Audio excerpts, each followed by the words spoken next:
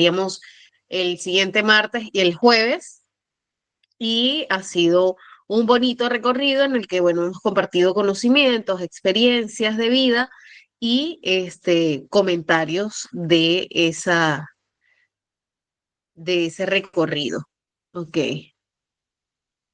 Ay, gracias, Rocío. Qué bueno. Rocío, me parece que te he visto en las clases de TDAH también. Por ahí tengo a veces buena memoria. O sea, a veces hablo de un 80%. Cuando son de clases, ya ves, cuando es de clases y cuando se refiere a pacientes, no les cuento en la vida personal. Puedo conocer a alguien y después, de repente, no, pero sí te conozco. Uy, no me acordaba. De verdad es bárbaro la fijación de memoria que podemos desarrollar cuando nos interesa un tema, una situación. Muy bien, chicos, vamos a dar inicio a nuestra clase número 3 sobre lo que es el trastorno del espectro autista, ¿ok? Uy, yo acá me adelanté porque les estaba adelantando el videito, no lo vamos a poder ver todo. Uy, uy, uy, ¿qué pasó acá? El día de hoy vamos a hablar un poco, porque realmente para hablar de la intervención en cuanto al entorno es algo sumamente amplio. Entonces vamos a conocer un poco sobre la intervención. No es nada del otro mundo lo que vamos a hablar el día de hoy. Son cosas que quizás ya hemos escuchado, que hemos dicho en algún momento de las clases anteriores, ¿sí? El trastorno del espectro autista lo estamos viendo, digamos, desde una visión eh, a un 10%. ¿Por qué? Porque realmente este espectro, para poderlo ubicar y reconocer, es incluso muchísimo más complejo que otro tipo de trastornos. Hay casos en los que es mucho más sencillo, más sin embargo, hay casos en los que pasa por completamente desapercibido. ¿Ok? Entonces, bueno, vamos a dar inicio a nuestra clase de hoy. Es importante que tengamos en cuenta de que en cuanto a lo que es la intervención en el entorno para las personas que tienen TEA, el entorno en sí es fundamental ya que va a promover el bienestar. Igual que cuando acondiciono el entorno para un niño neurotípico, para un niño con TDAH, para un niño con trastorno de conducta, que va a fomentar siempre la adecuación del entorno, el bienestar. Pero en el caso de los TEA, también fomenta lo que es la autonomía y la calidad de vida. ¿Ok? De todas las cosas que él pueda aprender a hacer por sí solo, para socializar también van a llevar a una mejor calidad de vida a esta persona, ¿ok? Tenemos que entonces adaptar espacios físicos de acuerdo a las personas con TEA, espacios sociales, los cuales realmente todavía no se encuentran completamente, este, digamos, adecuados. Por allí estaba viendo de que había un lugar, no recuerdo si era un centro comercial o un supermercado, ni recuerdo en qué país. Recuerdo que vi la noticia y había un espacio especial que tenía aislamiento de ruido para los niños con TEA mientras los papás hacían alguna actividad. O sea, una cosa de verdad maravillosa. Y todo era completamente transparente, por lo tanto podían tener la visibilidad de los chicos.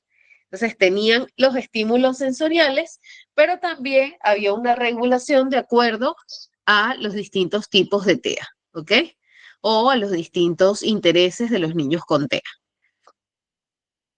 Alucinante. O sea, imagínese que usted pueda irse, las mamás sufren bastante porque muchas veces no hay espacios para ellas y para los niños al mismo tiempo. Entonces, imagínese que usted quiera irse a tomar un café con una amiga a un lugar de repente donde es bien concurrido y el niño eso le satura, entonces le sobreestimula. Entonces, que ese lugar tenga un espacio de cuidado. Así que agarren ideas allí para que quienes quieran invertir o piensen en invertir, bueno, ahí tienen que invertir. Adaptar esos espacios también emocionales va a permitir reducir el estrés. Cuando yo me preparo y cuando yo preparo al niño, reduzco el estrés.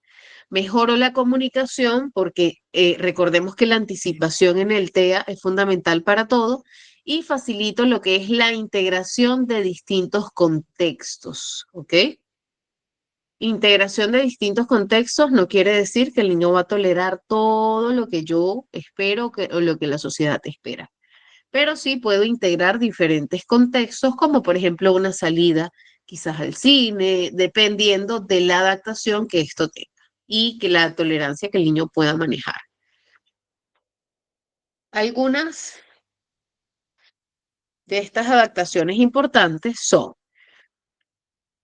en el entorno físico, la estructuración y la organización, ¿ok? Tenemos que diseñar ambientes predecibles con rutinas claras, espacios delimitados para diferentes actividades.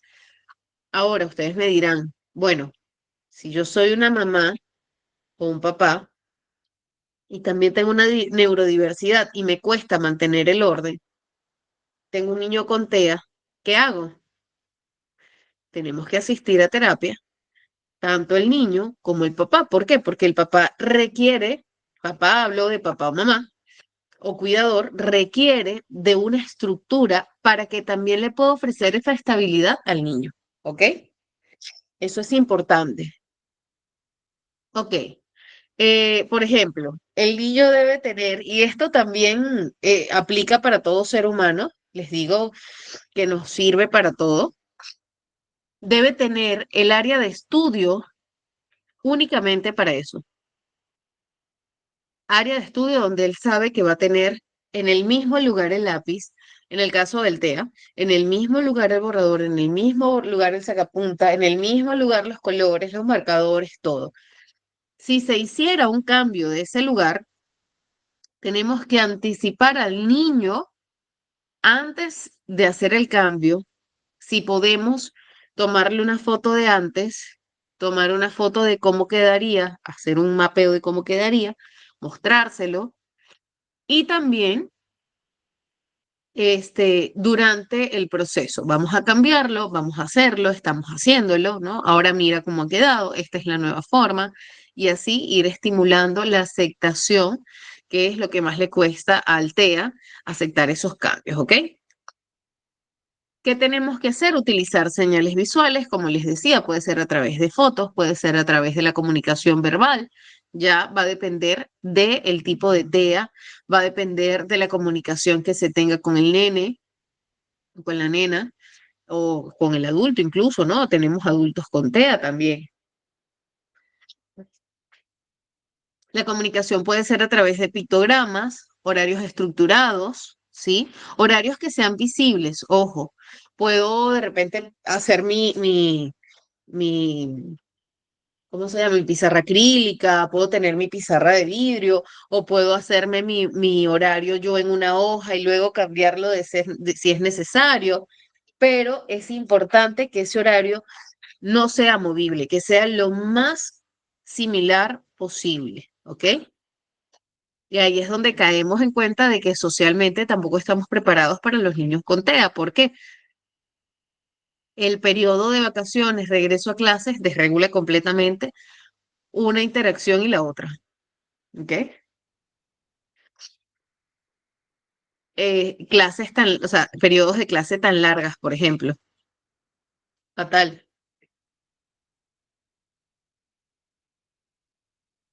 Sobre todo cuando hablamos de TEAs que son severos, yo normalmente le pido a los papás que puedan tener una interacción o una intervención de menor tiempo, ¿no?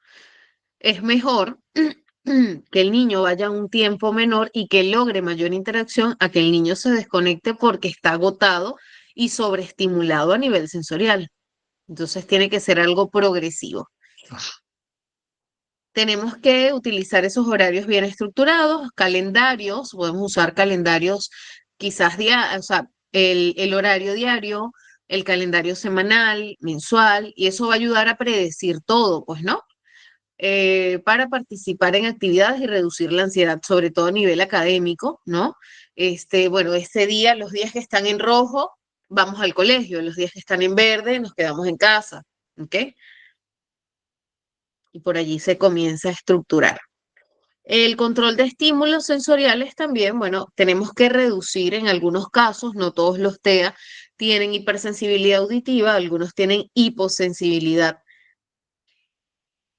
Reducir los ruidos excesivos, las luces intensas que puedan generar sobrecarga sensorial, ¿ok?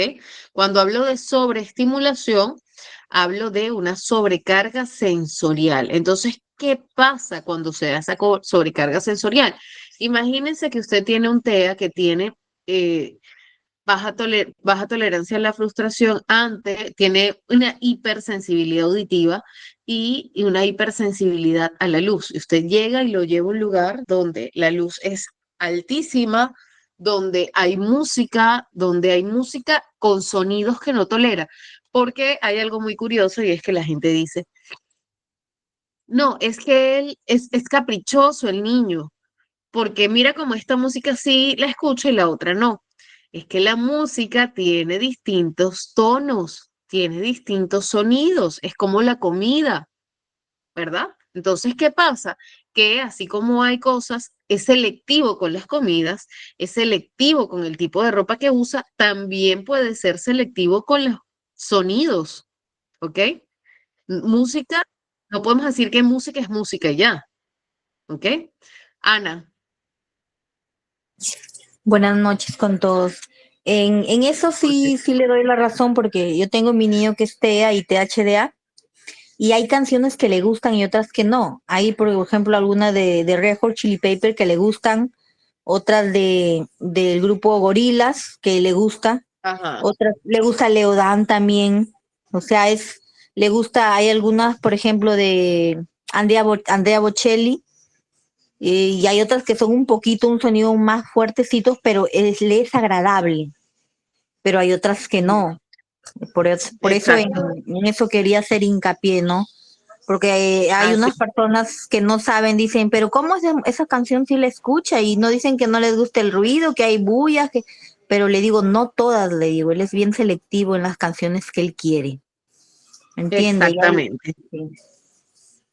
Entonces, para hacer esas adaptaciones, si yo voy a ir a un lugar donde quizás no van a comprender, por ejemplo, a ver, Ana me invita a una reunión, pero resulta que Ana no entiende, voy a tomarte como ejemplo, Ana no comprende que mi hijo no tolera músicas y músicas infantiles, ¿no? Hay casos, tengo casos así, niños que no les gustan las músicas infantiles. Ya, pero les gusta Red Hot Chili Pepper. Y cualquiera diría, pero si esto, porque otras personas pueden decirnos, pero si eso es mucho más abrumador porque es una música, bueno, pero su selectividad da con ese sonido. Entonces, ¿qué hago? Me llevo sus audífonos, no lo voy a aislar todo el tiempo con los audífonos, yo lo voy a preparar para decirle que en ese lugar hay otro tipo de música, se la coloco despacito, le puedo decir, si te molesta, me dices, ¿ok? Entonces, ¿por qué? Porque yo necesito que el niño tenga la autonomía de decirme, quiero retirarme, quiero ir hacia acá, ayúdame, ¿ok? Entonces no es como que lo protejo de ese lugar, pero lo hago que pueda tener una forma de canalizar esa situación. Ahora me voy a ir y lo voy a obligar a escuchar las canciones que no tolera. Voy a desencadenar una crisis, ¿ok? Voy a desencadenar una crisis y no solamente eso, o sea, sería dañar al niño también, ¿ok? Doctora, yo también a él, cuando por ejemplo le toca sus terapias y ya le toca ir donde el neurólogo, para que soporte la cola, así el tiempo que tenemos que esperar hasta que lo llamen.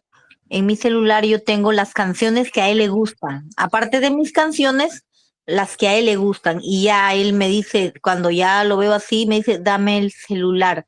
Le doy el celular y él ya está escuchando sus canciones de él. Hasta que le toca su turno, ya yo lo llamo y él entonces entramos. Ya yo lo mantengo. Perfecto, perfecto. Sí ayuda. Claro, no es que si él hace un berrinche le vamos a dar el celular y no, eso sí no, porque ahí ya fomentamos lo que es la conducta, o sea, la conducta inadecuada, que tampoco la tenemos que fomentar en los niños, ¿ok? Aun cuando tengan TEA. Perfecto, entonces, ¿qué hacemos? Reducimos esos ruidos excesivos, incorporamos elementos de autorregulación sensorial. Entonces, si yo sé que mi niño es TEA, yo me voy a llevar aquellos elementos que ayudan a calmarlos. No sé, de repente un pop-it, de repente un squishy, de repente el slime, de repente una plastilina, de repente hojas y colores. Depende de cada niño, porque todos son diferentes, ¿ok? De repente me llevo los auriculares, le llevo sus canciones porque es un lugar que sé que se satura, ¿ok? Le puedo colocar estos botoncitos, estos taponcitos que son para aislar el ruido también, ¿no? Por lo menos conozco el caso de una niña ya grande, tiene, a ver, 9 años aprox, y un día me la consigo en la calle, iba caminando y todo lo demás. Y la niña desesperada, o sea, la niña no podía caminar, no podía avanzar, y era que realmente el ruido era estruendoso de los micros, y ella no lo tolera. Y la pobre, entonces le decían, pero quédate tranquila, pero no irás a salir nunca. Oye, o sea, sí puede salir, pero tengo que adaptar la condición de ella para llevarla tan normal como yo voy. ¿Qué hago? Le coloco unos taponcitos que lo que hacen es aislar ese ruido, quizás no lo quitan completamente, pero no van a hacer que ella se sobreestimule, ¿ok? Entonces por allí tenemos que ubicar cuáles son esos implementos y esas herramientas que van a ayudar, ¿ok? De hecho, la niña cuando trabajábamos, practicábamos bastante lo que era la interacción social. No sé si llegaron a hacerlo los papás, pero la idea era que ella, si iba a algún lugar, ella sola solicitara pues cuál iba a ser su comida. Si iba a un restaurante, le pedía ella al mesero su plato. O sea, no era como que el papá o la mamá lo pidieran, sino que la idea era que ella comenzara a solicitarlo porque le costaba un poco la socialización. ¿Ok? Logramos que jugara incluso con pelotas. Ella tiene bastante hipersensibilidad a nivel kinestésico, a nivel de la piel, y no toleraba cuando las pelotas le tocaban. Entonces pasamos de jugar lo que era con la pelota de vóley a las pelotas estas suavecitas, ¿no? Para poder integrarla a ella. Y luego pasamos a la pelota de vóley. E incluso terminó pateando alguna vez un balón de fútbol. O sea, un logro maravilloso, pero fue completamente progresivo y con la seguridad, con la anticipación, con el acompañamiento debido. Ahora, que te les voy a decir, no, si la niña juega fútbol, no, si la niña le encantan las pelotas, no. Simple y sencillamente hicimos la regulación para que ella aceptara algo que es distinto, ¿ok? Porque es el cambio, nunca he jugado con una pelota, no tengo la sensibilidad adecuada para jugar con las pelotas, pero si adecuo el juego para la niña, los demás se divierten y ella también, ¿ok? Eso a nivel escolar. Entonces ya sabemos, si voy a salir con el chico, con la chica que tiene TEA, yo incorporo mis elementos de regulación sensorial. En el salón también tengo mi espacio, mi cajita sensorial, pues, ¿no? Puedo tener estos jueguitos que son como de lluvia también, eso también ayuda, o témperas, ya es a elección, pues, ¿no? Del lugar que se preste. Accesibilidad y seguridad. Tenemos que ajustar los mobiliarios acordes a la realidad de la persona. Objetos para evitar accidentes y sobrecarga sensorial. ¿Ok? Entonces, si yo le dejo de repente a un niño que es hipersensible a cualquier sonido y yo le dejo libremente mi celular y sale un sonido por allí, o sea, no quiero que me lance el celular. El niño no te está lanzando el celular porque quiere, es porque está reaccionando a una sobrecarga sensorial. O sea, les doy ese ejemplo. O está frente a la computadora y de repente una sobrecarga sensorial y lanza la computadora o suelta cualquier cosa. Por eso tenemos que anticipar, verificar y adaptar los espacios para las personas con TEA en todo momento. Eso ayuda a reducir también el estrés y el agotamiento emocional del adulto. ¿Por qué? Porque hay una preparación previa. Pero cuando esa preparación y esa adaptación no está, para el niño es más difícil y para el adulto, que es el cuidador, también. ¿Ok? Y sí que suele ser agotador. Yo de verdad les digo, o sea, para todos los que tienen niños con TEA, sea el grado que sea, de verdad, mis respetos, mi admiración profunda, totalmente, de verdad. Eh, Garantizar espacios seguros en casos de crisis y necesidad de aislamiento momentáneo, ¿ok? Siempre debo tener una alternativa de sacarlo del lugar donde hay una sobrecarga sensorial, ¿ok? ¿Sobrecarga emocional o sobrecarga sensorial, Carmen?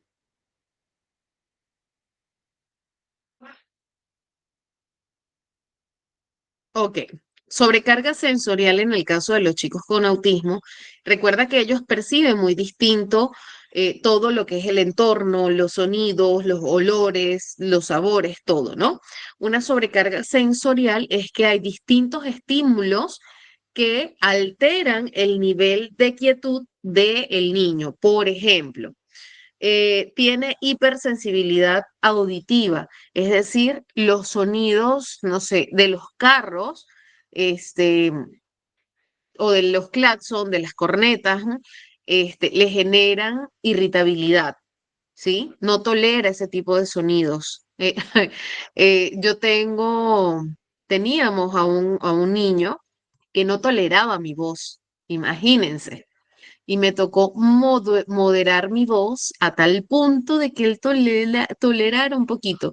¿Y qué hacía él cuando yo le hablaba? Él se tapaba, pero no era porque no quería escucharme, él se tapaba y de ahí se podía quedar donde yo estaba, porque mi tono de voz es altísimo, es grueso y en ocasiones también cuando hablo fuerte se vuelve, no sé, es fuerte, pero es como que fino a veces, entonces eso le abrumaba al niño.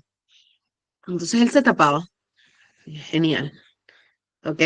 Hay otro chico con TEA con el que hemos trabajado y lo que hacíamos era lo siguiente, le decíamos, tápate los oídos porque vamos a encender la licuadora.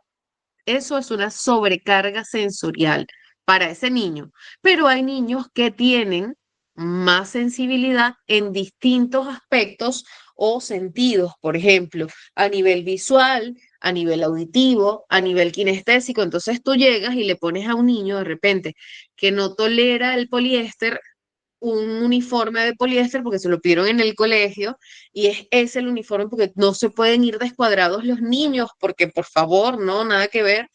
Y encima suenan todas estas bocinas que suenan en los campeonatos y encima también hay luces, hay cohetes, fuegos artificiales, todo un boom, ¿no?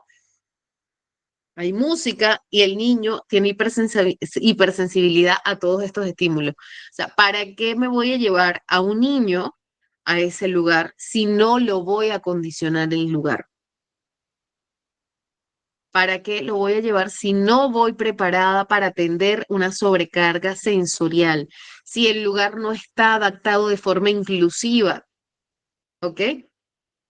Ay, pero entonces tenemos que hacer las Olimpiadas aburridas. No, porque en lugar de repente de lanzar fuegos artificiales, podríamos lanzar, no sé, purpurina, brillantina, tienen otro nombre, ¿no? Estos confetis, ¿me explico? O tal vez, ¿por qué no inaugurar de repente con pinturas? Quizás el niño es más tolerable a la pintura y a todos les gusta. Se pintan todos la cara, todo, y después inician, ¿no? Ay, no, eso es mucho más trabajo. Bueno, parte a veces de la adaptación. Sí me hago entender con respecto a la sobrecarga sensorial, es cuando más de un estímulo a nivel de los sentidos está completamente activo al 100% y esto te sobrecarga, o sea, es decir, tu cuerpo se sobreexige de más ante esos estímulos que no tolera, ¿ok? Es como hay una sobrecarga eléctrica, cuando hay una sobrecarga eléctrica en la casa, igual pasa en nuestro cuerpo, en el cuerpo del TEA, igual sucede. Y no necesariamente hasta en nosotros mismos puede ocurrir una sobrecarga sensorial en algún momento. Carmen, coméntame, ¿queda claro La pregunta, dudas, aprovechen chicos de hacer preguntas. Chévere, Carmen, me alegra. A ver, si el niño toca a otra persona repetidas veces una parte del cuerpo, los pies, ¿por qué pasa? Ya, a veces los niños tienen esta fijación con partes del cuerpo, así como tienen fijación de ideas o fijación con sonidos, ¿no? En el TEA, este, también puede darse con una parte del cuerpo, que no necesariamente es una parte de su cuerpo, puede ser con la parte del cuerpo de la otra persona. Ojo, eso no tiene nada que ver con un fetiche, ¿ok? Que un fetiche es otra cosa, tiene un contenido sexual, en el TEA no tiene nada que ver con el aspecto sexual, ¿ok? Es muy distinto, porque a veces pasa, ¿no? Este, ellos a veces necesitan tocar, ¿no? Y ellos no miden qué parte del cuerpo van a tocar.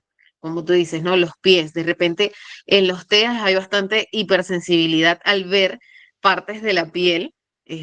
Me ha pasado que de repente he tenido un pantalón rasgado y te comienzan a tocar así porque les da curiosidad, ¿no? ¿Qué edad tiene Carmen, el niño?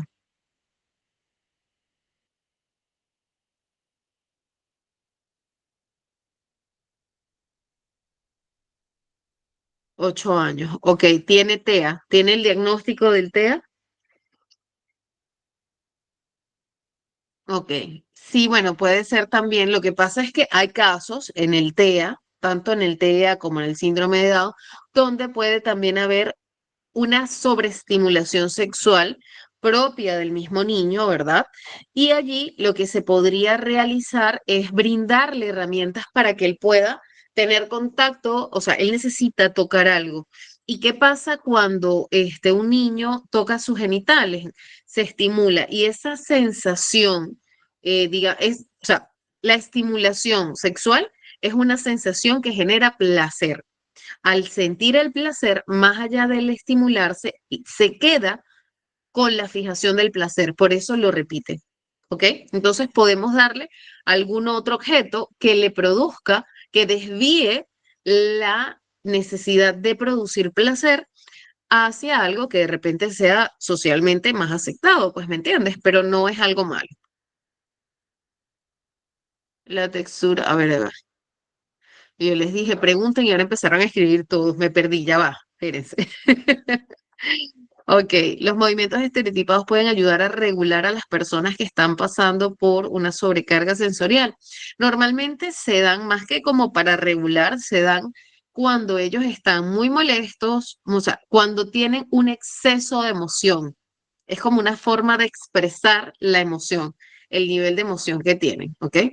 Mayormente cuando están alegres es una cosa de la vida, o sea, ver un niño, a mí me encanta, de verdad. Ustedes me van a decir, sí, porque no lo ves todos los días, pero a mí me encanta. O sea, cuando ves a un niño, este, que se emociona, que surge la emoción de la alegría por un motivo X, que algo que le ha gustado, y o sea, es una cosa de la vida. O sea, si de por sí la alegría se contagia, con esos movimientos estereotipados que hacen, en serio, a mí me supercarga lindo, lindo, lindo, ¿para qué?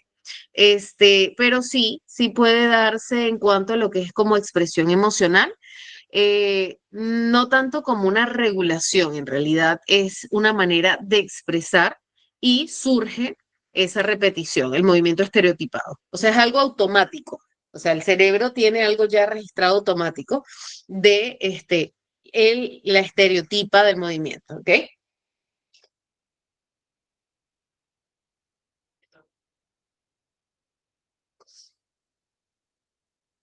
Texturas, mira, van.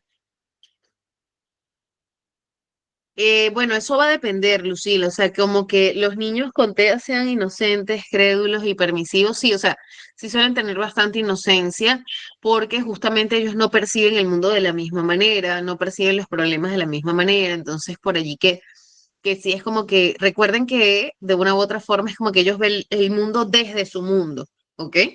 Que sus mundos dentro del TEA también son distintos, ¿ok? Permisivos no siempre, permisivos no son siempre. De hecho, muchas veces hay niños con TEA a los que hasta para darles un abrazo tienes que pedirles permiso. Y no siempre te dicen que sí.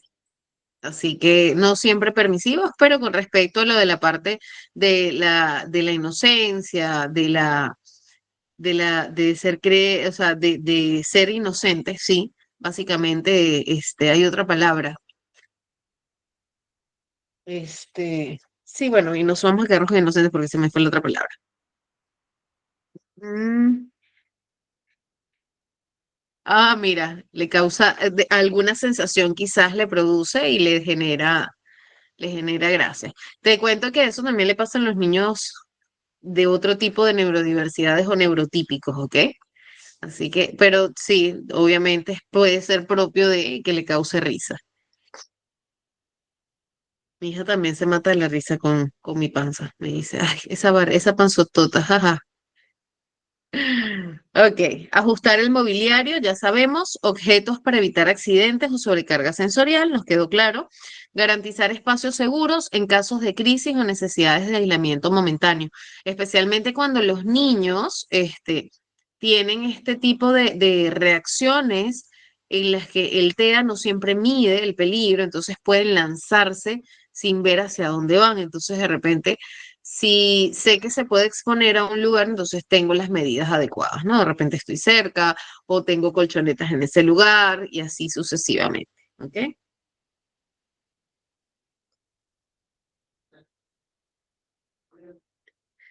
Sí, tienen selectividad. Y sí les digo, o sea, no hay que obligarlos. O sea, yo les diría, no hay que obligarlos, hay que buscar sustituir con otro alimento que sí les guste esa proteína, ese nutriente que quizás puedan estar perdiendo. Ponte, bueno, no le gusta la lenteja, pero le gusta el brócoli. Ya, pues, o sea, por ahí lo puedes sustituir, ¿ok? No le gusta el fideo, pero le gusta la papa y ahí tienes carbohidrato, ¿no? Ya no le gusta la carne, pero bueno, le gusta de repente el pollo, le gusta el huevo, entonces ya por ahí tienes proteína, ¿ok? Hay que ver y ubicar. Por eso también pueden buscar nutricionistas que conozcan de este aspecto del TEA. Yo estaba haciendo un diplomado, pero no lo pude terminar, tengo que volver a pagar la licencia. Y mismo pide. Ujú. Muy bien. En cuanto al entorno social, este es el entorno más difícil, definitivamente. Este entorno es complejo porque como movemos a toda una sociedad a que se nivelen a los niños con TEA es complicadito, ¿no? Pero sería bien bonito, sería chévere. A mí me dicen, "Ay, es que en el colegio me dicen algunos papás, no, es que tú eres muy permisiva, no es que, o sea, pero es que también hay que ver, ¿no? Hay que ver hasta dónde podemos ser permisivos y hasta dónde no. Tenemos que fomentar las estrategias de comunicación con el apoyo visual. Sería súper, súper, súper que si yo llevo al niño con TEA al supermercado, en el supermercado puedan haber de repente, ¿por qué no? Unos PECs y yo voy educando al niño sobre eso. Imagínense un carrito de compras con un cartelito de PECs y yo le voy indicando al niño en qué me va a ayudar. O sea, la autonomía que puede generar. Así que por ahí vayan sacando esas ideas y ustedes mismos llévenselas. No esperen a que los supermercados lo adapten porque es complicado. O les hacemos la propuesta a Plaza Vea para probar. No es mala idea. Lenguaje sencillo, tenemos que ser concretos, recuerden. Sencillo, concreto. Tanto en... Lo que pasa es que en la sociedad no están preparados para aceptar a las personas neurodiversas, lamentablemente. No podemos decir que todos, pero sí una parte de la sociedad. Sin embargo, allí yo trabajo más con la familia. Es importante el que yo, como familiar directo, pueda adaptar lo que requiere mi hijo en la sociedad. ¿Para qué? Para que cuando me consiga, por ejemplo, los niños que suelen tocar partes del cuerpo, niños que, como decía, no, a él le gusta tocar la textura de los codos, ¿ya? De repente subió a un ascensor y él no va a medir si el codo es de su mamá o si es de una señora que no conocen. Y puede ir y puede tocar el codo. Entonces, yo tengo que estar preparada para responder ante esa situación. ¿Por qué? Porque puede que me consiga con alguien que se extrañe, se sonría, como puedo conseguirme a alguien que me diga que abusador es su hijo. Entonces, ok, ¿yo qué le voy a decir? ¿Yo cómo respondo ante Sí, no eso? pude grabar. Miriam, allá, listo. Ok. Sí, a veces rechazan los alimentos por la textura, totalmente, Janet, así es. A veces si le cambias la presentación lo comen. Sin embargo, hay alimentos o hay niños que tienen esta selectividad un poco más amplia y reconocen la textura, el sabor, todo y definitivamente es el alimento, ¿ok?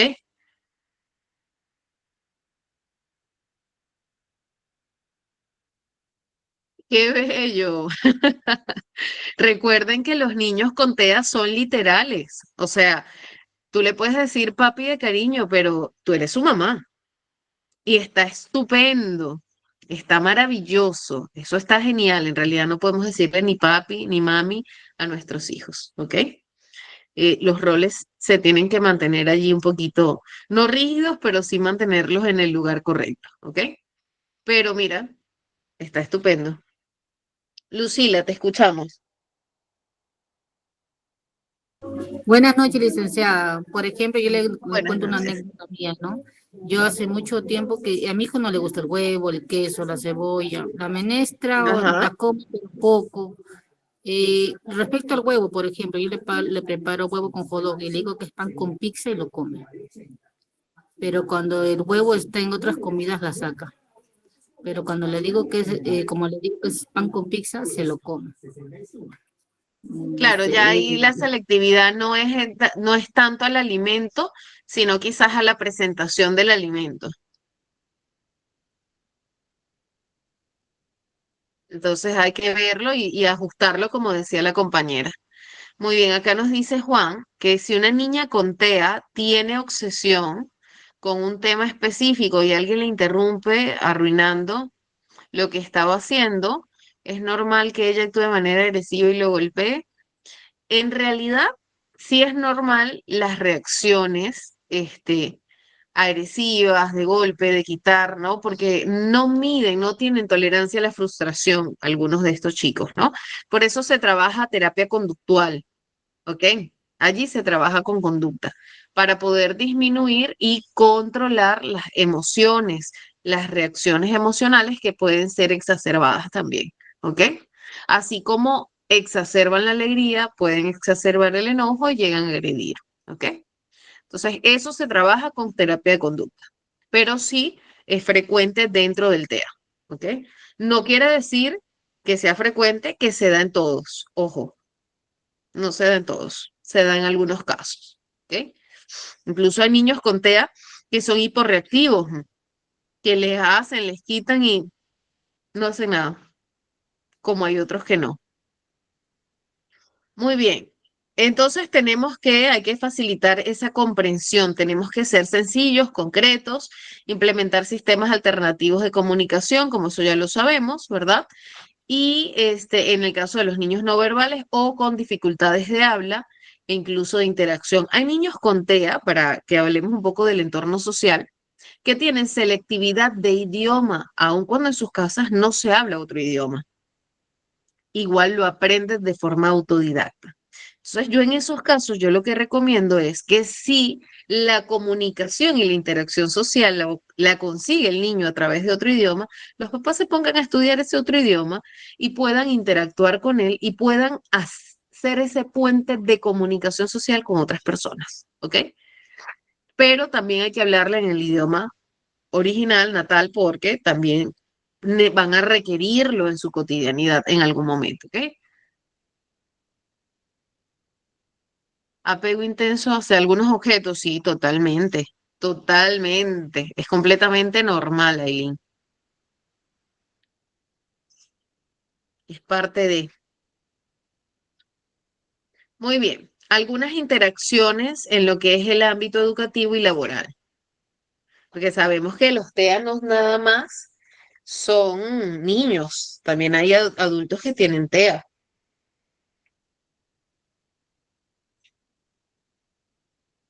Disculpen que tome tanta agua, pero de verdad que hace un calor terrible. Ujú. Ah, ya sí te respondí ahí. Interacción en el ámbito educativo, muy bien, capacitar a docentes. Es importante llegar a capacitar a los docentes, que los docentes conozcan lo que vimos nosotros antes. Compártanles esos videos, compartan los videos con los docentes, con sus colegas, con todas aquellas personas que requieran conocer un poco más sobre el TEA. Publíquenlo, yo digo, publíquenlo en sus estados, ¿por qué no? Compartan para que la gente lo pueda conocer. Mientras más personas podamos conocer sobre el autismo, mucho más rápido vamos a hacer las adaptaciones sociales. ¿Ok? Tenemos que también capacitar al docente no solamente para que reconozca a los niños con TEA, para que conozca cómo adaptar la parte sensorial, para que conozca las diferencias de los niños con TEA que tenga en su salón, para que haga las adaptaciones propias, sino que también tiene que fomentar la inclusión y prevenir situaciones de acoso escolar. ¿Ok? Entonces, esto es algo que tiene que hacer con todos los chicos, pero que especialmente tiene que también manejar o preparar adecuadamente para aquellos niños que tienen TEA. ¿Ok?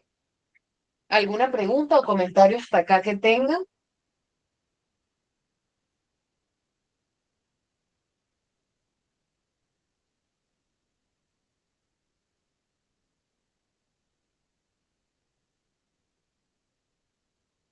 Denme un segundo, déjenme conectar acá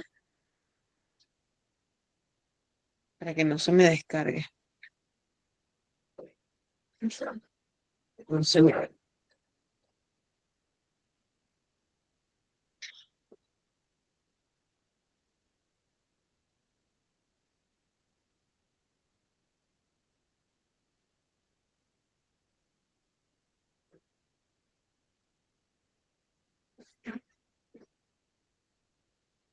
Discúlpenme que me tuve que mover de lugar. Ajá, Yajaira, te escucho. ¿Cómo está? Muy buenas noches, doctora. Le hablo desde Ecuador. Eh, Mire, lo que pasa es que mi niño estaba con una psicóloga a la cual le hizo un test de Aqua y le salió allá al 32%. Pero una amiga que le comenté que mi niño le habían diagnosticado con autismo, el 32%, me dio este enlace, me metí para poder ayudar más a mi niño. Pero lo que yo he recibido en las clases que hemos tenido, mi niño tiene como de 50 y 50, porque él sí me mira la cara. Lo malo es que él sí no me dice que le duele o que no le duele, o no, su lenguaje no es fluido para un niño de 10 años y tampoco maneja una conversación fluida de algo que le pasó en la escuela o alguna cosa con un amiguito, o se inventa Ujú. algo de más. Ok. No hay ¿Qué producción a sería? nivel de, o sea, claro, no hay una producción en cuanto a lo que es el, la fluidez semántica, está Ajá. afectada en el caso de él, ¿me entiendes? Y aparte él está Entonces, recibiendo clases de segundo, pero está en quinto.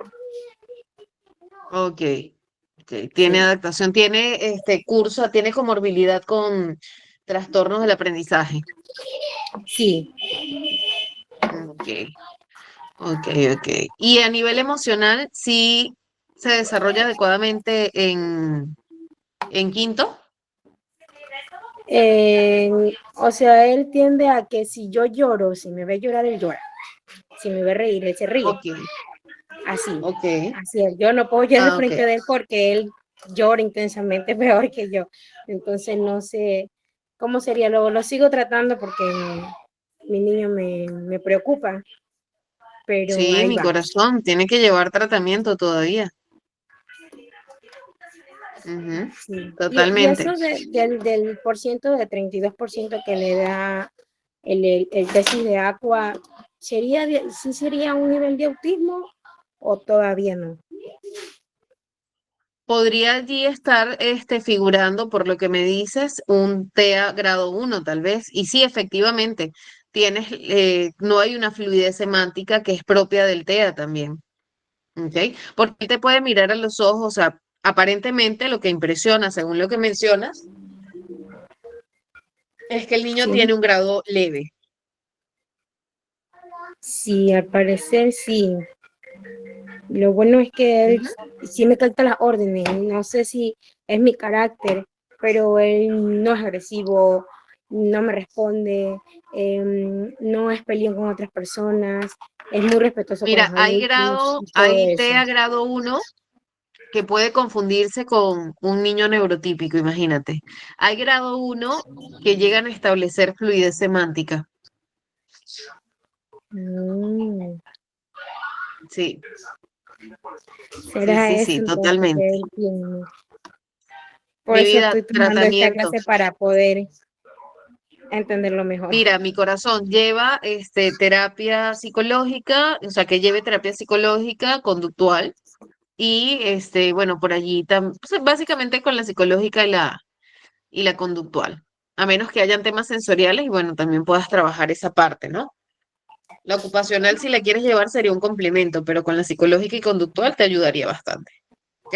Sí, con la psicóloga ahora estoy, me dice que ella dependiendo de lo que ahora saque ella su diagnóstico, ahí ella me va Ujú. involucrando a terapia de lenguaje, a terapia física, conductual, como usted me dice, todas esas Exacto. terapias ella le va a ir poniendo dependiendo de Claro, lo que ella ella debe saque. conocer un poco más el caso, así es.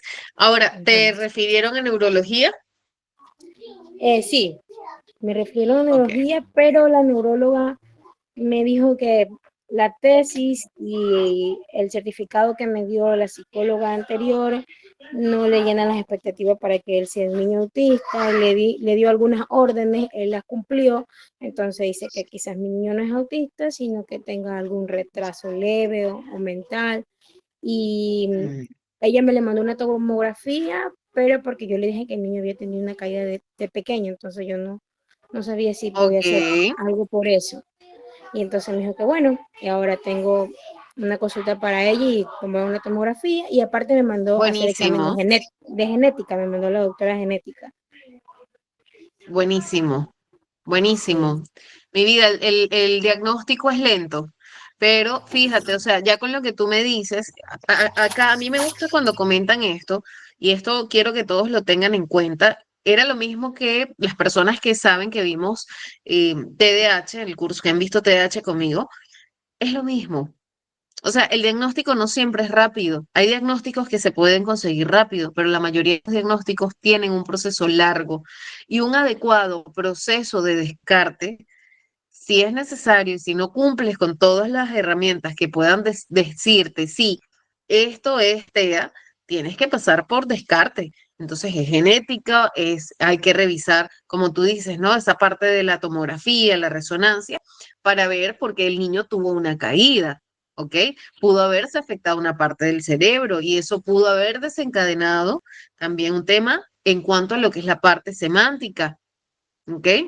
Entonces, es claro, es que propio del autismo. yo no lo llevé a tiempo en el momento de la caída al hospital, porque aquí es un pero, ¿no? Aquí primero nos preguntan, bueno, si se cayó, el niño vomitó, o si el niño quiere dormirse, o si el niño perdió el conocimiento. Si no hay esas reglas que ellos dicen, no son tomados en cuenta.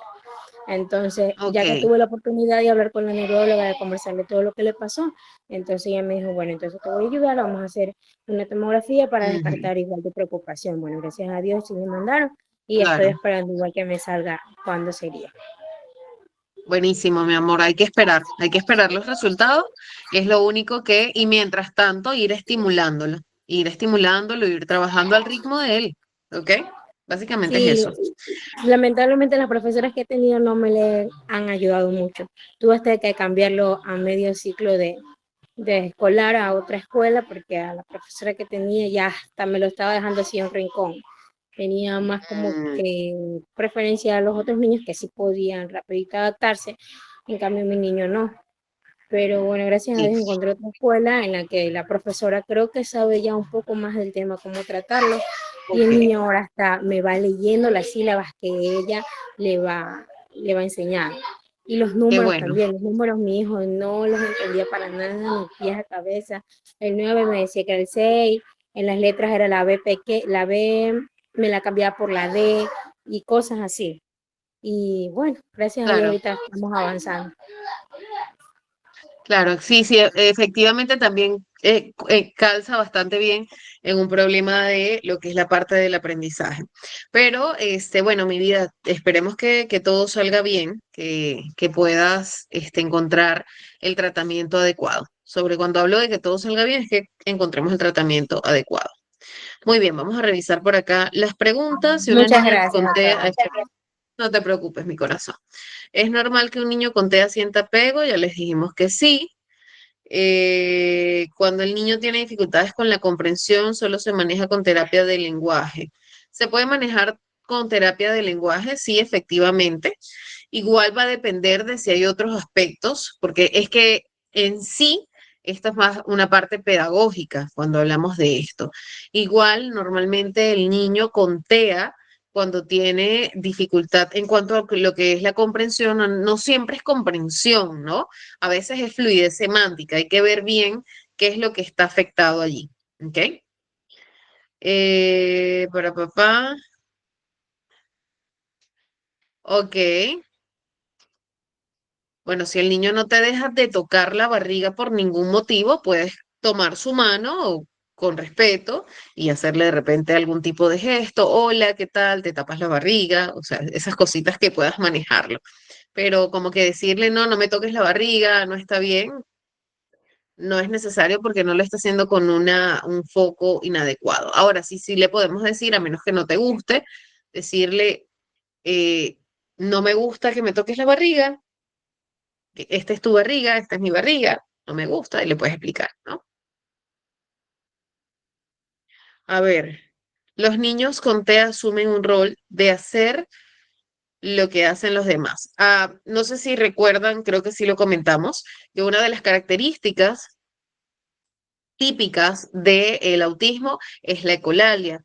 También se puede dar la repetición de conductas, no solamente en cuanto a lo que es la parte del habla, sino también a nivel de emoción, que era lo que nos comentaba una de las compañeras. No es tan frecuente, más frecuente es la ecolalia, por eso es parte del diagnóstico, pero también se puede dar como ese eco, esa resonancia emocional o esa resonancia conductual, ¿ok?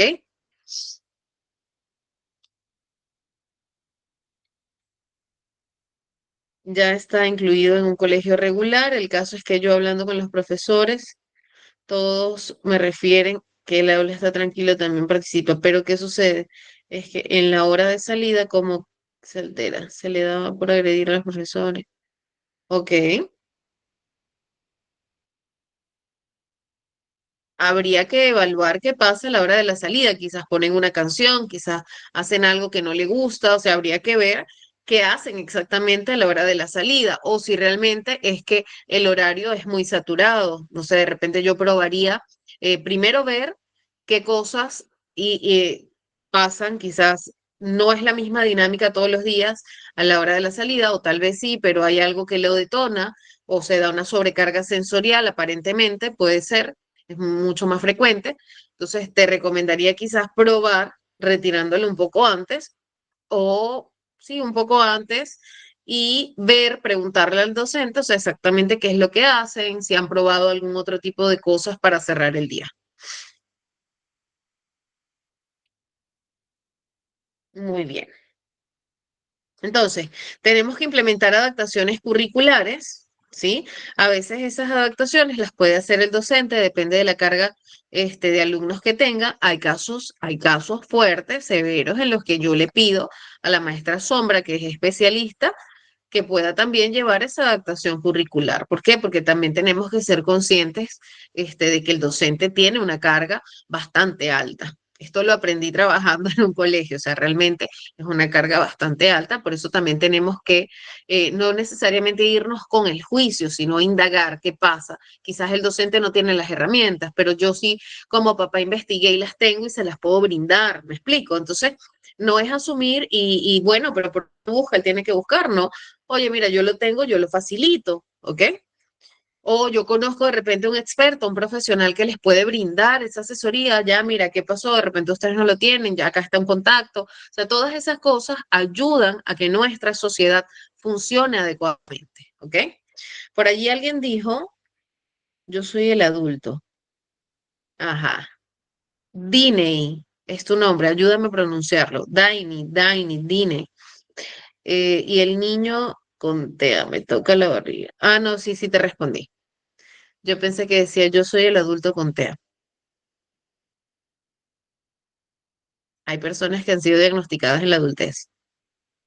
Puede ser el timbre de la salida totalmente. O sea, por eso digo, o sea, ¿qué pasa a la hora de la salida? Eso es lo primero que yo exploraría. A ver, cuéntame, ¿cómo es la salida? ¿Qué cosas hay? ¿Qué dicen? ¿Quiénes se mueven? ¿Cómo se mueven? ¿Hacia dónde van? ¿Qué suena? Todo, ¿ok? ¿Cómo son las indicaciones? ¿Cómo es? ¿Las indicaciones todos los días son iguales o son distintas? ¿Ok? Totalmente, claro. Uy, ahí hay que hacer una adaptación sensorial. Exacto. Daniel acaba de decir algo, que las adecuaciones deben realizarse entre todos. Y cuando hablo de todos, no hablo solamente de quienes acá nos mencionan, o sea, no es solamente el colegio, no es solamente el docente, también incluye a la familia. Esto es un trabajo en equipo, es un trabajo multidisciplinario y en el ser multidisciplinario a nivel diagnóstico, también a nivel de tratamiento, donde allí se incluye colegio, familia, todo.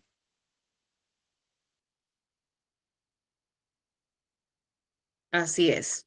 Hay que psicoeducar totalmente, Daniela, siempre. Simple, a veces hay colegios que no tienen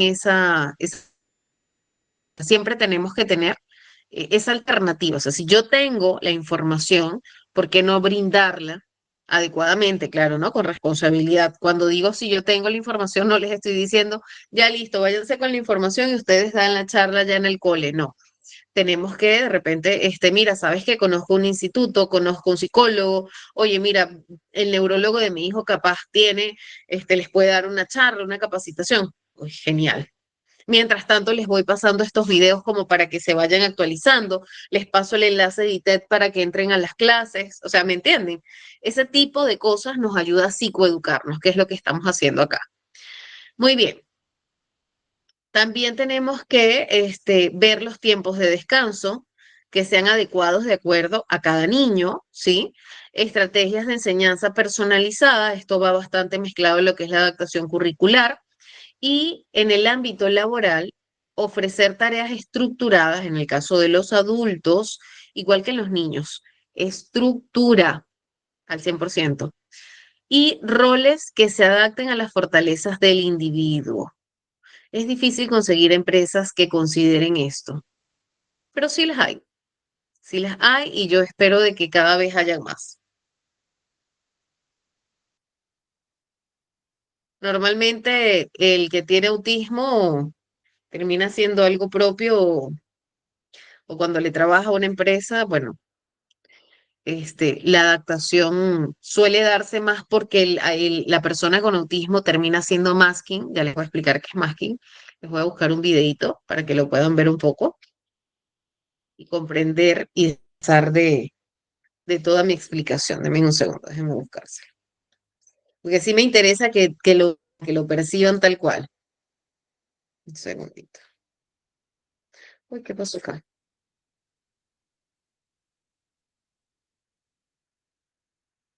Denme un segundo. Ujú.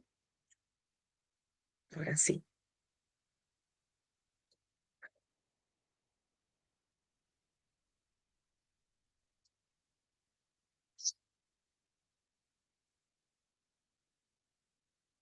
Ok.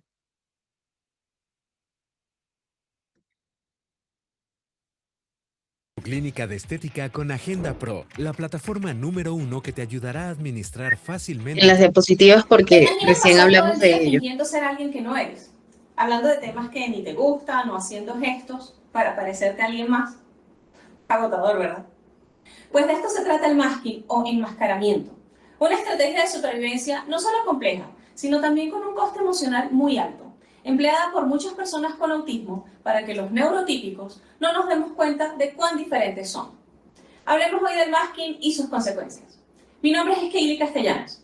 Esto es Psicoformando.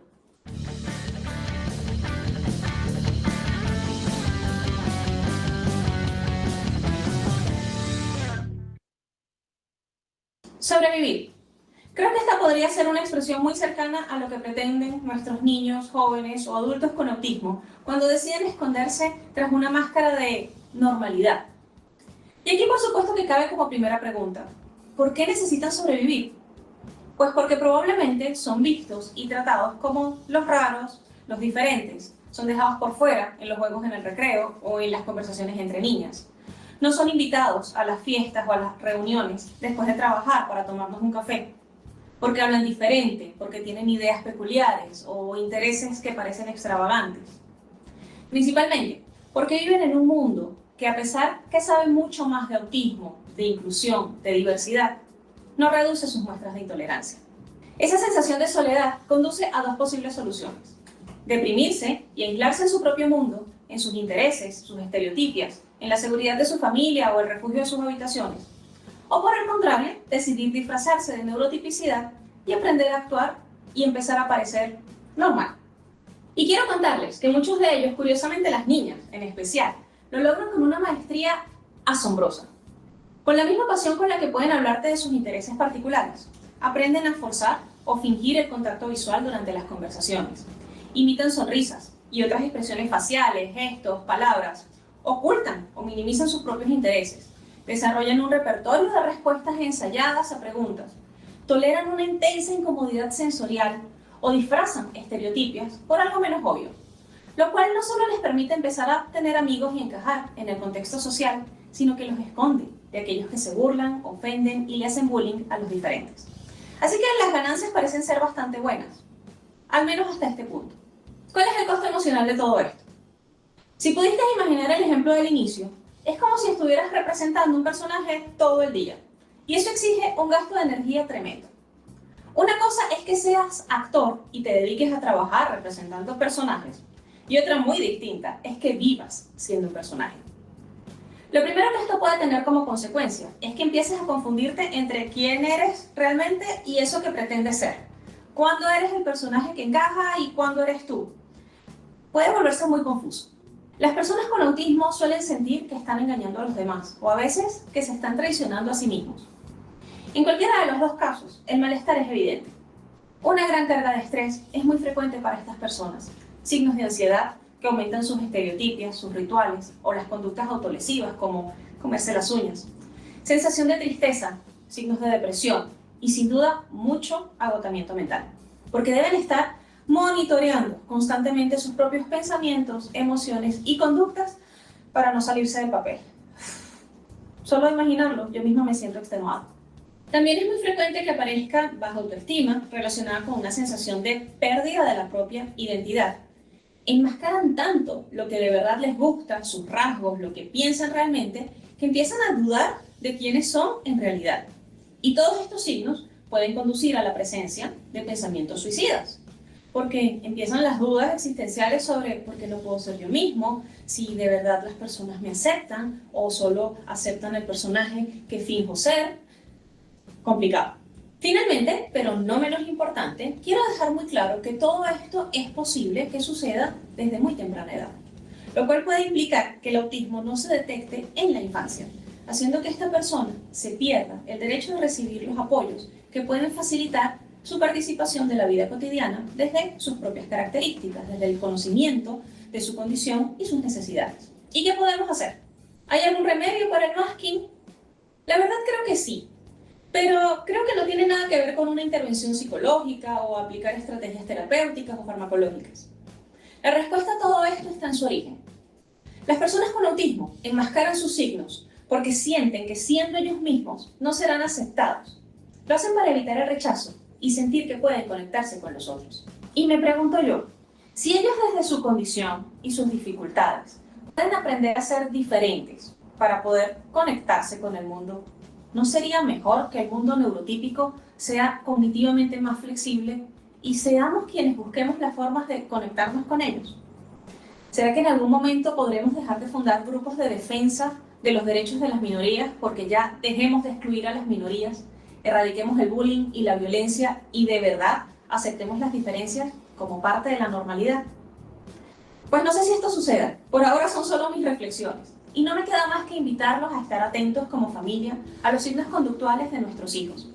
Ansiedad, estrés, cambios de humor repentinos, preocupación excesiva por hacer amigos, sensación de frustración, referencia a que se sienten solos o que no encuentran sentido a lo que hacen, comentarios como nadie me entiende, mucho esfuerzo por agradarle a algún compañero o al grupo. No quiero terminar este video sin pedirles que estemos atentos y no desestimemos nunca ninguna denuncia o comentario, aunque sea pequeñito, que nos hagan nuestros hijos sobre abusos, insultos, maltratos o violencia en el colegio. Pedirles que se defiendan sin enseñarles cómo hacerlo nunca será la solución. Pero sobre esto ya tenemos otro video. Por cierto, ya te suscribiste al canal, ¿no?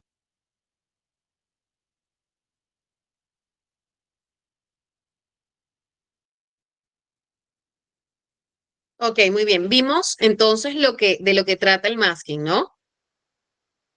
¿De qué trata? Comienzo a imitar las conductas sociales a tal punto que me veo igual que el resto. Me veo igual de neurotípico. Pero eso está bien. Estoy dejando de ser. Estoy repitiendo en función de beneficiar a una sociedad. Y eso puede traer consecuencias como la depresión, como la ansiedad, ¿ok? Incluso situaciones mucho más graves. Entonces, por allí hay que tener bastante cuidado, ¿sí? No está mal adaptarse, pero una cosa es adaptarse y otra cosa es ocultarse, ¿sí? Eso tenemos ojo con eso. Normalmente se da en los adultos, ¿sí? Más vulnerables son las mujeres para repetir este tipo de cosas o se les facilita un poco más. Sin embargo, es importante que podamos tener mucho cuidado y mucho tino como sociedad, ¿ok? Muy bien. En cuanto, a ver, por acá me decían, les voy a marcar el enlace. En el caso de la adaptación curricular, la docente tendría que anticiparme el tema que va a realizar para elaborar el material. Ya, mira, en realidad, pueden trabajar con anticipación. A mí me parece que funciona genial la anticipación en todo caso con TEA. No siempre lo hacen, pero sí, si se les solicita, sería ideal. ¿Ok? Yo sí recomiendo que se maneje con anticipación, ¿ok? De hecho, en el colegio donde trabajo actualmente manejan guías, no libros, guías de estudio y se envían el fin de semana para todos, niños neurotípicos y niños neurodiversos. Muy bien. Inclusión en la comunidad. ¿Cómo fomentamos, y esto quiero que me respondan ustedes, cómo fomentamos espacios de socialización adaptados, como actividades deportivas o recreativas con apoyos específicos? ¿Cómo haría usted? Quiero que cada uno, si es posible, coloque una actividad deportiva o recreativa adaptada con apoyo específico dentro de lo social para que se puedan incluir niños con TEA. A ver, ¿quiénes se atreven? Tarea, ejercicio inmediato. Lo pueden escribir o levantan la mano y lo comparten.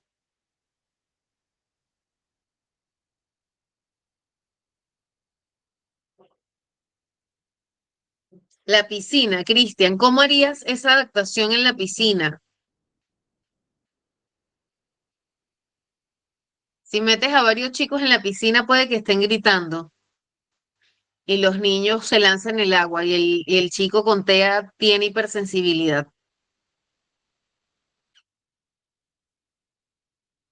Juego de mundo donde los niños saltan. Tenemos niños con TEA que tienen selectividad con el tema de motricidad gruesa también.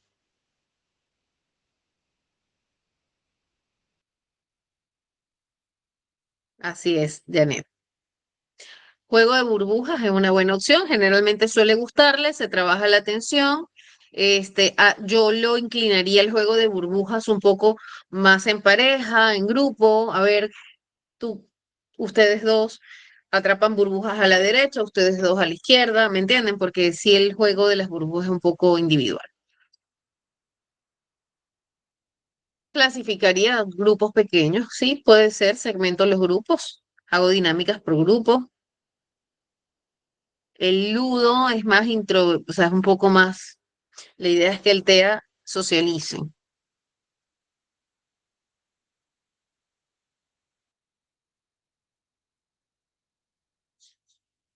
El fútbol y sí, o sea, sin duda alguna, todo deporte ayuda.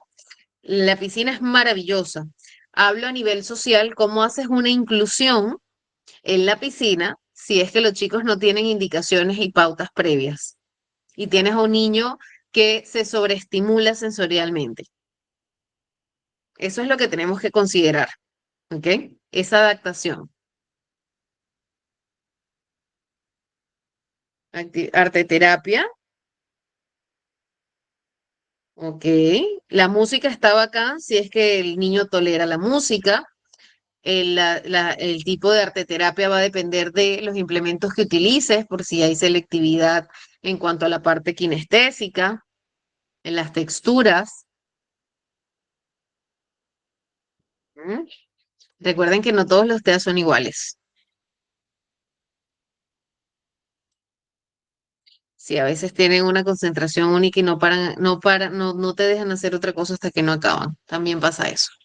Ok, está buenísimo todas esas ideas, esa lluvia de ideas que lanzan. Lo que yo les estoy diciendo no es para contradecir lo que ustedes están dando como idea, está genial, solo siempre tenemos que manejar esa flexibilidad. Entonces, cuando vamos a hacer este tipo de integraciones, tenemos que tener como que una cestita sensorial, un, un- muchas ideas más para abordar diversos casos que se puedan suscitar en el camino, como por ejemplo, el niño con TEA quiere para él solo el lado derecho, ¿ok? Entonces, de repente, si yo lo guío y si yo lo oriento acompañado del otro niño, quizás se permita hacer esto. Hay niños con TEA que, tengo un caso, un niño con TEA que no soporta a los niños más pequeños, no tolera el llanto de los niños. Imagínense, en un colegio, en un nido, eso es imposible que no pase. Y hemos ido trabajando a tal punto que el niño no reacciona. Porque ¿qué hacía? Iba y buscaba pegarles o los empujaba. Su reacción era quitarlos. Entonces, hemos trabajado a tal punto de que ya es como que no me gusta no me gusta que llore y se tapa. O sea, él sabe que se puede tapar y que nos puede expresar. O sea, hemos intercambiado la reacción inmediata por el no me gusta, porque llora, no quiero que llore, ¿ok? Entonces, claro, le explicamos, lo retiramos del lugar, luego lo incluimos nuevamente, porque, bueno, él tiene derecho también a poder canalizarse.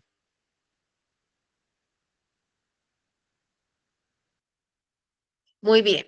Entonces, parte de nuestro trabajo, de los que estamos acá, es sensibilizar a la comunidad sobre lo que es el TEA para promover un trato comprensivo y respetuoso, sobre todo respetuoso, comprensivo también. ¿Ok? Comprensivo no quiere decir que, ya sí voy a jugar con el niño, no necesariamente, hay gente que no tiene esa apertura, pero por lo menos puedo respetar y comprender que el otro, o sea, que la otra persona es diferente, o sea, lo veo como persona, lo respeto como persona, ¿ok? Entonces tenemos que hacer bastante conciencia de ello. Cuando aceptamos y respetamos, no necesariamente hacemos cariñito y no es necesario. Muy bien, en cuanto a lo que es la parte del entorno familiar, tenemos que brindar psicoeducación sobre el TEA, estrategias de manejo conductual. Siempre, siempre en el TEA se trabaja con terapia cognitivo-conductual, ¿ok? Siempre se maneja la parte conductual. ¿Por qué? Porque se trabaja con refuerzo positivo, porque trabaja con modelado de conducta. Entonces, sí o sí, se trabaja con conducta.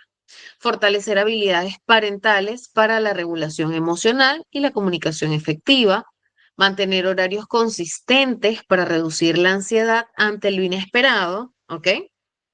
Promover la independencia mediante pequeñas responsabilidades adaptadas a las habilidades del niño, ofrecer redes de apoyo a los cuidadores, grupos para padres, asesoramiento psicológico. Siempre he insistido en que papás con niños neurodiversos deben acudir a orientación familiar, talleres, grupos de apoyo, ¿ok? Equilibrar las necesidades del niño con TEA con las de otros miembros de la familia para evitar desgaste emocional, ¿ok?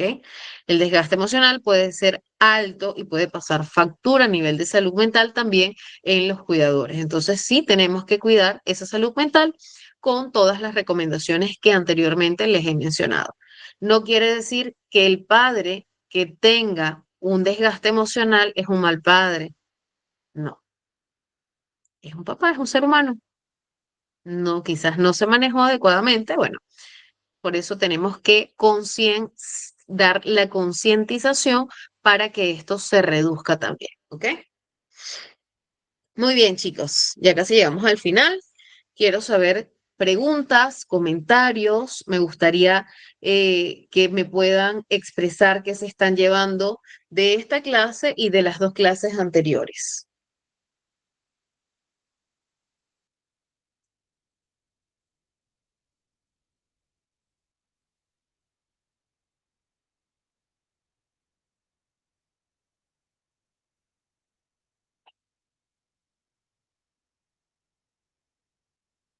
Todos se quedaron mudos. ¿Qué pasó? Se quedaron pensando, ¿no? Ok, bueno, vamos a compartir un poquito de este video. Última vez que les pregunto, preguntas, comentarios hasta ahora.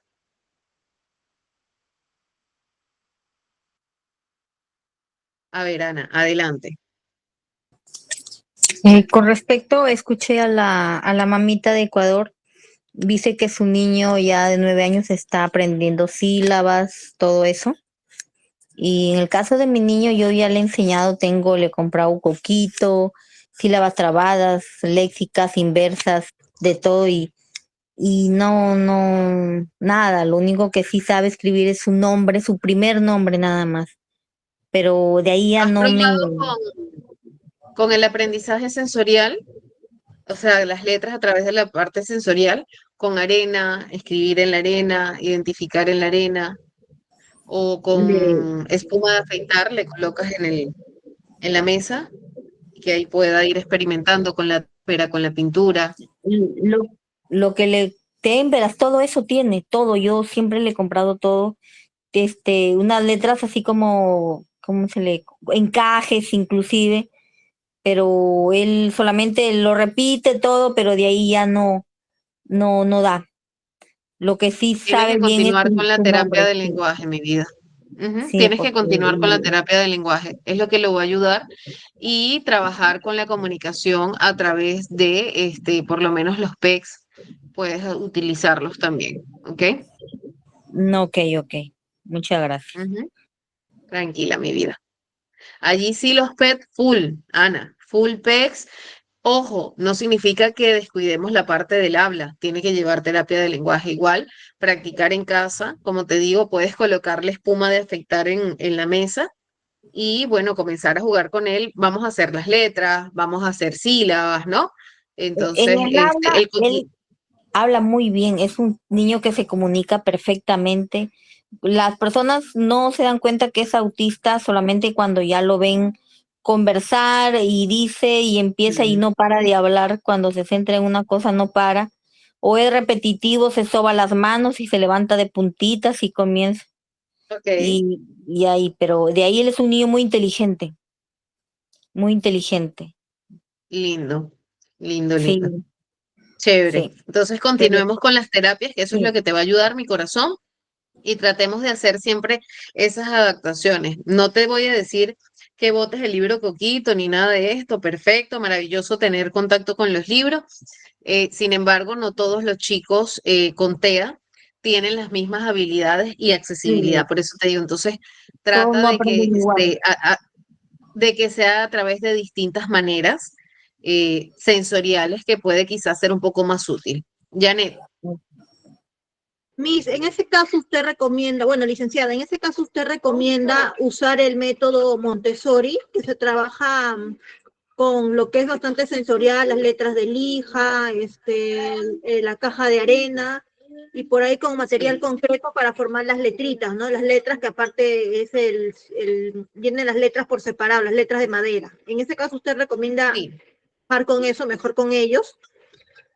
también. Mira, puedes utilizar material de Montessori, combinarlo con otro tipo de materiales y de hecho puedes hacer un mix de lo que es la parte del material de Montessori con los PECs. Entonces es como que no solamente trabajas con PECs, sino que también estás estimulando de una u otra manera la parte visual, auditiva, ¿ok? Y sensorial.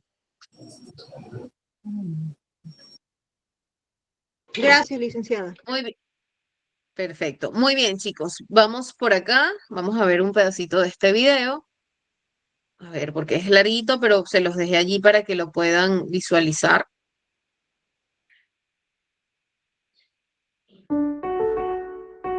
Lo voy a ya ustedes ya después lo ven desde el inicio.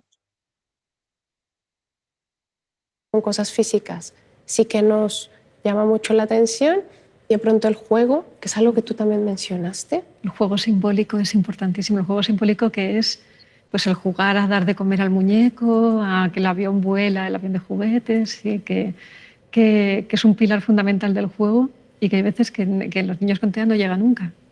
Y sobre todo que hay primeras señales que salen en el juego también, que tú lo comentabas, ¿no? El alinear los juguetes, el que los juguetes se están usando para otra cosa. Entonces tengo el coche, pero no juego con el coche rum, rum, rum, juego con el coche a darle vueltas. Entonces esa parte del juego creo que es importante estar atento, ¿no? Hay peculiaridades, pero esas peculiaridades siempre tienen que ser vistas. Fíjate, yo con Jaime, te voy a contar un poquito cómo fue mi proceso. La negación siempre digo que la pasé previa al diagnóstico, porque Jaime era un niño que llevaba una evolución que yo consideraba normal. Él jugaba, empezaba a decir sus primeras palabras, y en torno a los 18 meses dejó de hacerlo. En torno a los 18 meses coincidió que nos habíamos mudado de casa, con lo cual yo dije, esto es la mudanza, esto no pasa nada, es porque nos hemos mudado. Y perdí un tiempo precioso también en el que yo ya sospechaba ese radar que tenemos las madres, los padres, familiares a veces cercanos. A mí me saltó. Era el primer niño de la familia, yo no había tenido relación con niños durante muchos años, con lo cual tampoco estaba muy al día de cómo eran las etapas, los hitos evolutivos del desarrollo de los niños. Pero algo me decía que no iba bien. Y yo buscaba en internet y me encontraba todo el listado diagnóstico. Y yo lo miraba y decía, es que mi hijo no es así, no es autismo. ¿Por qué? Porque él me mira, él quiere el juego, él quiere el contacto, comparte intereses. Vale, luego esto otro sí podría encajar, pero como esto otro no, yo me agarraba al esto otro no, y a algunas opiniones de algún pediatra, algún tal que le quitó hierro diciendo, tú espera, que ya llegará, que ya llegará. Y yo creo que esa etapa de negación la viví previamente. Luego, llegado un momento no, venga, pasa algo y vamos a mirarlo. Y fue cuando recibí el diagnóstico, pero el diagnóstico fue como un revulsivo para mí. O sea, ya no hubo negación a posteriori porque fue como, vale, la he pasado antes, he estado perdiendo el tiempo, me has puesto sobre la mesa lo que le pasa a mi hijo, ahora lo que quiero es que me pongas deberes y ponerme ya a trabajar para intentar llegar lo más lejos posible con él. Deberes que es difícil que te pongan, también te digo, también lo sabes.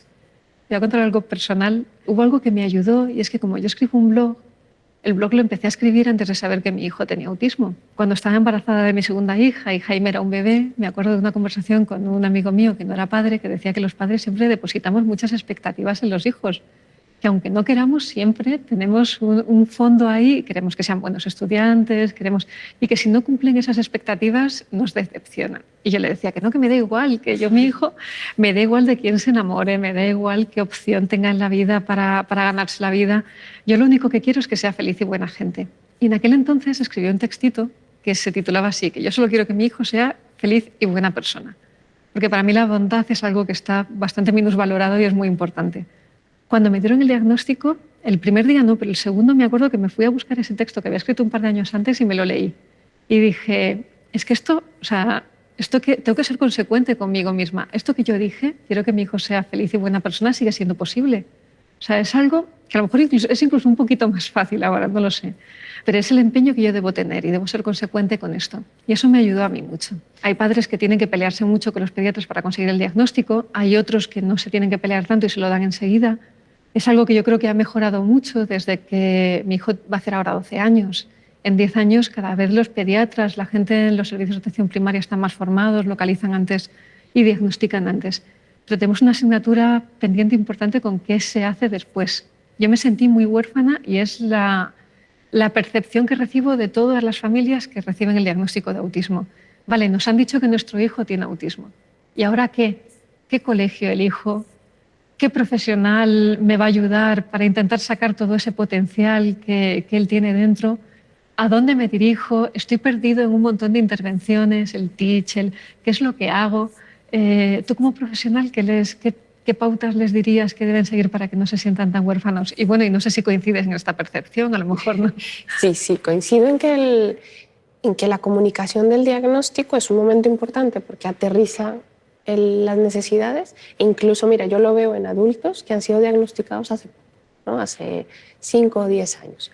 Y sí que ese diagnóstico les ayuda a decir, hombre, mira que esto que me ha pasado en la vida tiene una razón, ¿no? Lo que yo siempre recomiendo, que también lo he visto en tu blog, es que tenga evidencia científica. Yo sé que suena muy repetitivo el no os metáis por ahí donde dice cura de autismo. No, es mentira. Pero es importante, es importante. Hay un montón de gente que se deja su vida investigando para mejorar la calidad de vida de las personas con autismo. Entonces hay que creer algo, ¿no? Hay que creer que todo lo que es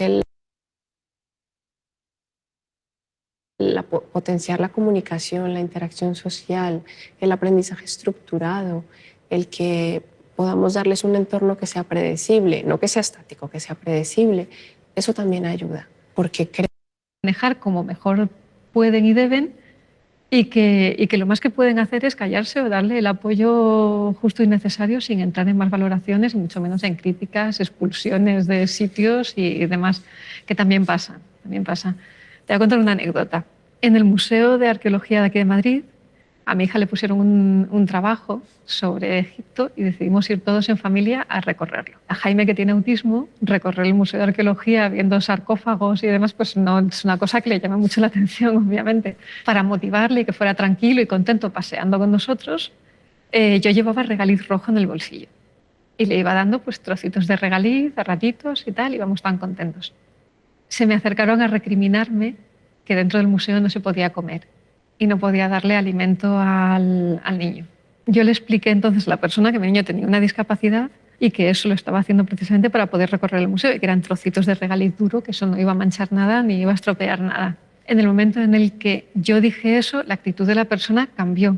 Pero probablemente si esa persona no se hubiera acercado a mí a interesarse sobre por qué yo estaba comportándome de esa manera, se hubiera quedado con, mira qué maleducada es esa señora que está ignorando lo que está poniendo aquí de que no se puede dar de comer a nadie y está dando de comer al niño. Es un ejemplo muy tonto, pero que indica una dificultad que tenemos los padres con autismo. Se llama la discapacidad invisible. Sé que el autismo no va vinculado siempre a discapacidad y yo siempre tiendo a hablar de discapacidad porque es verdad que mi hijo sí que la tiene. Pero es invisible y eso no siempre facilita las cosas en el día a día. Es una cosa que añade un poquito de complejidad todavía más. Muy bien, no les voy a quitar más tiempo, tienen el enlace del video, pero quería llegar a este punto. ¿Y por qué quiero cerrar la clase de hoy con este punto? Porque realmente mientras los padres que tienen niños con neurodiversidades, en este caso con TEA, no manejan la adaptación y no manejan la aceptación de la discapacidad, se les va a hacer mucho más difícil explicar al exterior para que ese exterior pueda comprender lo que está pasando. Entonces, un poquito, hay un video que muestra cómo la percepción del ser humano, ¿no? Puede cambiar y puede generar juicios, pero nosotros podemos explicarlos. O sea, esa persona tiene derecho también a saber qué es lo que está pasando. Capaz, nosotros podemos decir, ay, es que rechazan, pero si yo no explico, no puedo saber si es un rechazo o no. ¿Ok? Y no quedarnos con esto. Ahora, agregándoles un poco para salir. Hace casi un año he estado en una visita con los chicos de Inicial en el Palacio de Gobierno acá en el Perú. Y hay como un balconcito en el que, bueno, dan los foros, las conferencias y todo lo demás. Y una de las primeras cosas que nos indican es que la única persona que puede ingresar a este lugar es la presidenta, ¿no? Acá en el Perú. Entonces, resulta que en un segundo de distracción que tuve, porque yo era la que iba con el niño que tiene TEA no verbal, con rasgos con comorbilidad hiperactiva, impulsiva, tiene también TDAH, con predominancia hiperactiva impulsiva. Un segundo que me dejé admirar por una parte del Palacio de Gobierno, ya tenía al chico arriba en el balcón y me tocó subirme a bajarlo. Esa historia seguro no se la sabe la presidenta, pero bueno, me tocó ¿qué pasa? ¿Por qué no hubo mayor algarabía con esta situación dentro del Palacio de Gobierno donde había que cumplir ciertos protocolos? Porque al momento que hemos ingresado, inmediatamente me acerqué a la persona que iba a ser la guía dentro del lugar y se le explicó de que habían dos niños con TEA, uno era grado 1, con lo que capaz, si había un ruido inesperado, exacerbado, podría reaccionar, o si algún otro niño lloraba, capaz reaccionaba, y el otro niño era TEA no verbal, por lo tanto, no iba a poder comunicarse o responder si le hacían preguntas. Sin embargo, igual se les recomendaba que le hablaran adecuadamente, igual que lo tomaran en cuenta como todos los chicos, y que también tenía rasgos de hiperactividad, por lo que solía salirse corriendo o se aburría cuando estaba en un mismo lugar durante mucho tiempo.